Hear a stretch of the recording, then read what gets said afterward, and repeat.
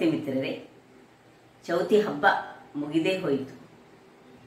ಆಯಿತು. ಇವತ್ತು ಗಣಪನಿಗೆ ಅರ್ಪಿಸಿದಂತಹ ತೆಂಗಿನಕಾಯಿ ಹಾಗೂ ದೇವಸ್ಥಾನಗಳಲ್ಲಿ ಹಣ್ಣು ಕಾಯಿ ಕೊಟ್ಟಂತಹ ಕಾಯಿ ಎಲ್ಲ ತುಂಬ ಉಳಿದಿದೆ.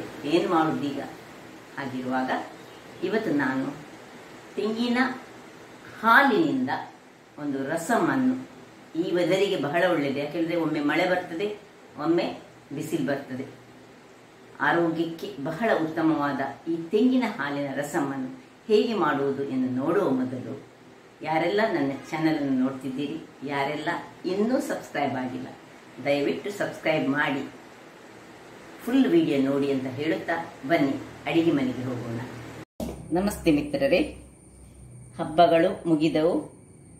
ಹಬ್ಬದಲ್ಲಿ ನಾವು ಗಣಪನಿಗೆ ಹೊಡೆದಂತಹ ತೆಂಗಿನ ಕಾಯಿ ಇರ್ಬೋದು ಅಥವಾ ದೇವಸ್ಥಾನದಲ್ಲಿ ಸಿಕ್ಕಿದಂತಹ ತೆಂಗಿನಕಾಯಿಯನ್ನು ತುಂಬ ಇರ್ತದೆ. ಏನು ಮಾಡಿದಂತ ಗೊತ್ತಾಗದಾಗ ನೋಡಿ, ಇವತ್ತು ನಾನು ಈ ತೆಂಗಿನ ತುರಿಯಿಂದ ಅಂದರೆ ತೆಂಗಿನ ಹಾಲನ್ನು ತೆಗೆದು ಒಂದು ರಸಮನ್ನು ಮಾಡ್ತಿದ್ದೇನೆ. ಅದಕ್ಕೆ ಬೇಕಾಗುವ ಸಾಮಗ್ರಿಗಳು ನಿಮ್ಮ ಹತ್ರ ಎಷ್ಟು, ಒಂದು ತೆಂಗಿನ ಕಾಯಿ ಇದ್ರೆ ಇಡೀ ತೆಂಗಿನಕಾಯಿ ಹಾಕೊಳ್ಬೋದು. ಈಗ ನಾನು ಅರ್ಧ ಗಡಿಯಷ್ಟು ತೆಂಗಿನ ತುರಿಯನ್ನು ತೆಗೆದುಕೊಂಡಿದ್ದೇನೆ. ಇಲ್ಲಿ ನೋಡಿ, ಒಂದು ಟೊಮ್ಯಾಟೊವನ್ನು ಸಣ್ಣದಾಗಿ ಹೆಚ್ಚಿಟ್ಟುಕೊಂಡಿದ್ದೇನೆ, ಸ್ವಲ್ಪ ಕೊತ್ತಂಬರಿ ಸೊಪ್ಪು, ಒಂದು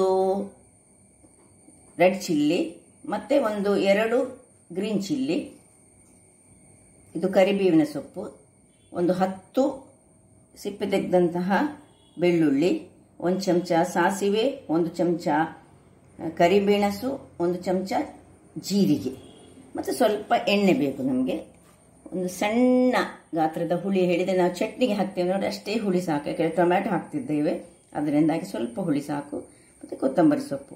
ಈಗ ಮೊದಲಿಗೆ ಈ ಇದನ್ನು ಮಿಕ್ಸಿ ಜಾರಿಗೆ ಹಾಕ್ಕೊಂಡು ನಾವು ಇದರದ್ದು ಹಾಲು ತೆಗೆದುಕೊಳ್ಳೋಣ. ಇದರಲ್ಲೀಗ ನಾವು ಒಂದು 2-3 ಗ್ಲಾಸ್ನಷ್ಟು ಹಾಲನ್ನು, ಅಂದರೆ ದಪ್ಪ ಹಾಲಂತ ಬೇಡ, ಒಟ್ಟಿಗೆ ದಪ್ಪ ಮತ್ತು ನೀರು ಹಾಲು ಒಟ್ಟಿಗೆ ತೆಗೆದುಕೊಳ್ಳೋಣ. ತೆಗೆದುಕೊಂಡು ನಾನೀಗ ನಿಮಗೆ ತರ್ತೇನೆ.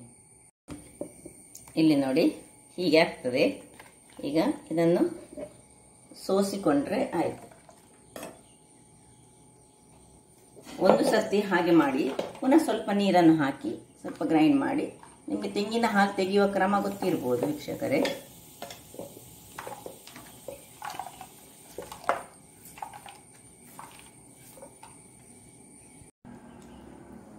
ನೋಡಿ, ಇಷ್ಟು ತೆಂಗಿನ ಹಾಲು ಬಂತು ನಮಗೆ. ನೋಡಿ, ಕೆಲವರು ಈ ತೆಂಗಿನ ಹಾಲು, ಇದು ಎಳೆಯ ತೆಂಗಿನಕಾಯಿ ಆಗಿರ್ಬೇಕು ಯಾವಾಗಲೂ. ಕೆಲವರು ಇದರಿಂದ ಬರ್ಫಿಯನ್ನು ಸಹ ಮಾಡ್ತಾರೆ. ಈಗ ಮೊದಲಿಗೆ ನಾವು ಒಂದು ಬಾಣಲೆಯನ್ನು ಇಟ್ಕೊಳ್ಳೋಣ.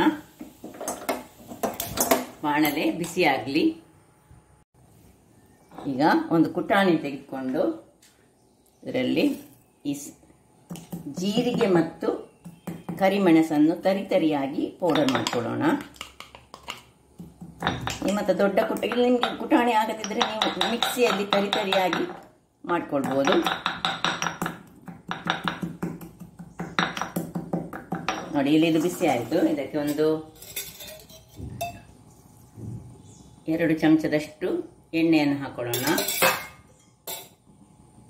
ಎಣ್ಣೆಗೆ ಸಾಸಿವೆ,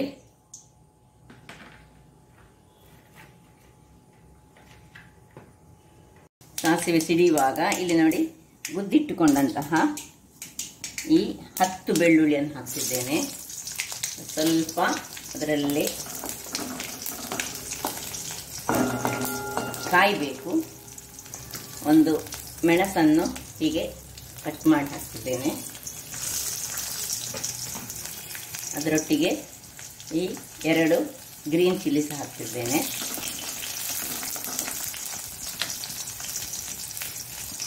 ಕರಿಬೇವಿನ ಸೊಪ್ಪು,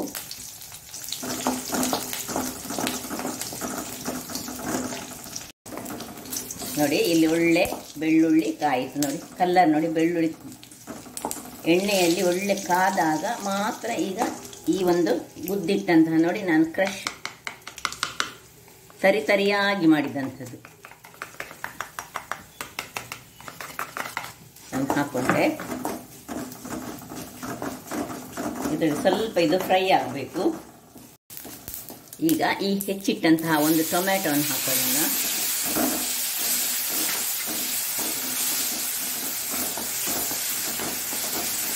ಟೊಮೆಟೊ ಒಳ್ಳೆ ಬೇಯಬೇಕು ಇದರಲ್ಲಿ. ಹೀಗೆ ಸ್ವಲ್ಪ ಹೀಗೆ ಟೊಮೆಟೊ ಬಾಡುವಾಗ ಸ್ವಲ್ಪ ಹುಳಿಯ ನೀರನ್ನು ಇದಕ್ಕೆ ಹಾಕುವ. ಇನ್ನು ಉಪ್ಪನ್ನು ಹಾಕೊಳ್ಳೋಣ, ಸ್ವಲ್ಪ ಉಪ್ಪನ್ನು ಹಾಕೊಳ್ಳೋಣ. ಇನ್ನು ಸ್ವಲ್ಪ ಕೊತ್ತಂಬರಿ ಸೊಪ್ಪಿನ ದಂಟಿದ್ರೆ ದಂಟನ್ನು ಹಾಕೊಳ್ಳಿ.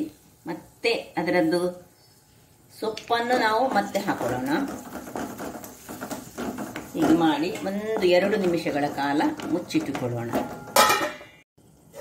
ನೋಡಿ ಎಷ್ಟು ಬೆಂದಿದೆ ನೋಡೋಣ. ನೋಡಿ ಹೀಗೆ ಆಗುವಾಗ ಈಗ ನಾವು ಸ್ವಲ್ಪ ಬೆಲ್ಲವನ್ನು ಇದಕ್ಕೆ ಹಾಕೊಂಡು ತಿರುಗಿಸ್ಕೊಳ್ಳೋಣ. ಆಯ್ತು, ಇದು ಬೇಗ ಒಂದು 5-10 ನಿಮಿಷದಲ್ಲಿ ಆಗುವಂತಹ ಒಂದು ರಸಮ್ ಅಂತ ಹೇಳ್ಬೋದು. ನೋಡಿ ಟೊಮ್ಯಾಟೊ ಸಹ ಒಳ್ಳೆ ಬೆಂದಿತ್ತು. ಈಗ ಕೊನೆಯದಾಗಿ ನೋಡಿ ಟೊಮೆಟೊ ಬೆಂದಿದೆ ಅಂತ ನೋಡಿ ಮತ್ತೆ ಒಂದು ಉಪ್ಪು ಹೇಗುಂಟು ನೋಡ್ಕೊಳ್ಳಿ. ಮತ್ತೆ ಸಹ ಹಾಕೊಳ್ಬೋದು ಬೇಕಿದ್ರೆ. ಸ್ವಲ್ಪ ಚಪ್ಪೆ ಉಂಟು, ನಾನು ಸ್ವಲ್ಪ ಹಾಕಿ ಸ್ವಲ್ಪ ಕಡಿಮೆ ಆಗಿದೆ.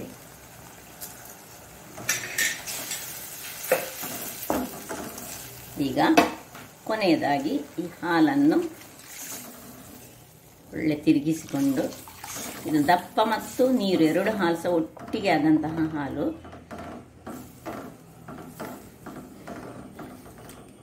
ನೋಡಿ ಈಗ ಇದಕ್ಕೊಂದು ಸ್ವಲ್ಪ ಹಳದಿ ಪುಡಿಯನ್ನು ಹಾಕೊಳ್ಳೋಣ. ಹಾಕಿ ಬಾಯಿ ಮುಚ್ಚಿದ ಬೇಡ, ಯಾಕೆಂದ್ರೆ ಹಾಲು ಹಾಕಿದ ಮೇಲೆ ಬಾಯಿ ಮುಚ್ಚಲಿಕ್ಕೆ ಇಲ್ಲ, ಅದು ಉಕ್ಕಿ ಬರ್ತದೆ. ನಿಮಗೆ ಗೊತ್ತಿದ್ದದ್ದು ವಿಷಯವೇ. ತೆಂಗಿನ ಹಾಲಾಗಲಿ ಯಾವೇ ಹಾಲಾಗಲಿ ಅಥವಾ ಬಾದಾಮ್ ಹಾಲಾಗಲಿ ಯಾವೇ ಹಾಲಾಗಲಿ ಅದಕ್ಕೆ ಇನ್ನು ಒಂದು ಕುದಿ ಬರುವವರೆಗೆ ಕಾಯೋಣ. ನೋಡಿ ವೀಕ್ಷಕರೇ, ಆಯ್ತು. ಇದು ಹಾಲು ಹಾಕಿದ ಮೇಲೆ ಹೆಚ್ಚು ಕುದಿಲಿಕ್ಕಿಲ್ಲ, ಒಂದೇ ಒಂದು ಕುದಿ ಬಂದರೆ ಸಾಕು. ನೋಡಿ ರೆಡಿ ಆಯ್ತು ನಮ್ಮದು ದೇಹಕ್ಕೆ ತಂಪು ಹಾಗೂ ಆರೋಗ್ಯಕ್ಕೆ ಬಹಳ ಉತ್ತಮವಾದ ಆರೋಗ್ಯವರ್ಧಕ ರಸಂ ರೆಡಿ ಆಯಿತು. ಉಪ್ಪು ಹುಳಿಯೆಲ್ಲ ನೀವು ನೋಡಿಕೊಳ್ಬೇಕು. ಇದರಲ್ಲಿ ಸ್ವಲ್ಪ ಹುಳಿ ಕಡಿಮೆ ಇದ್ದರೆ ಹುಳಿಯ ನೀರು ನಾನು ಹೇಳಿದ ಹಾಗೆ. ಈಗ ಸರ್ವ್ ಮಾಡೋಣ. ಆಫ್ ಮಾಡ್ಕೊಳ್ತಿದ್ದೇನೆ. ಬಿಸಿ ಬಿಸಿಯಾದ ರಸಂ ರೆಡಿಯಾಗಿದೆ. ಈಗ ಇದಕ್ಕೆ ಮೇಲಿನಿಂದ ಸ್ವಲ್ಪ ಕೊತ್ತಂಬರಿ ಸೊಪ್ಪು ಹಾಕೊಳ್ಳೋಣ ಮತ್ತು ಸ್ವಲ್ಪ ಕೊತ್ತಂಬರಿ ಸೊಪ್ಪು ಮತ್ತು ಖಾಲಿ ಕರಿಬೇವಿನ ಸೊಪ್ಪನ್ನು ಒಳ್ಳೆ ಚಾಪ್ ಮಾಡಿ ಹೀಗೆ ಹಾಕೊಳ್ಳಿ. ಬಹಳ ಚೆನ್ನಾಗಿ ಬರ್ತದೆ. ನೋಡಿದ್ರಲ್ಲ ವೀಕ್ಷಕರೇ, ತೆಂಗಿನಕಾಯಿ ತುಂಬ ಇದ್ದರೆ ಅಂದರೆ ಒಡೆದ ತೆಂಗಿನಕಾಯಲ್ಲಿ ಏನು ಮಾಡೋದಂತ ನಿಮಗೆ ಗೊತ್ತಾಗ್ತದೆ. ಹೀಗೆ ಒಂದು ರಸಮ್ಮನ್ನು ಮಾಡಿ ಒಂದು ಆರೋಗ್ಯಭರಿತವಾದ, ಅದು ಸಹ ಈಗ ಸ್ವಲ್ಪ ಒಮ್ಮೆ ಬಿಸಿಲು ಬರ್ತದೆ, ಮಳೆ ಬರ್ತದೆ, ಹಾಗಂತ ವಾತಾವರಣ ಇರುವಾಗ ಇಂತಹ ರಸಂ ನಮ್ಮ ಆರೋಗ್ಯಕ್ಕೆ ಬಹಳ ಒಳ್ಳೆಯದು. ಹಾಗಾಗಿ ನನ್ನ ಈ ಕುಕಿಂಗ್ ಚಾನಲ್ ನಿಮಗೆ ಇಷ್ಟ ಆದರೆ ಬೋಳೂರು ಸುವರ್ಣ ಚಾನಲನ್ನು ಲೈಕ್ ಮಾಡಿ, ಶೇರ್ ಮಾಡಿ ಹಾಗೂ ಸಬ್ಸ್ಕ್ರೈಬ್ ಮಾಡಿ ಹಾಗೂ ನನ್ನ ಇನ್ಸ್ಟಾಗ್ರಾಮ್ ಪೇಜನ್ನು ಫಾಲೋ ಮಾಡಿ. ಧನ್ಯವಾದಗಳು.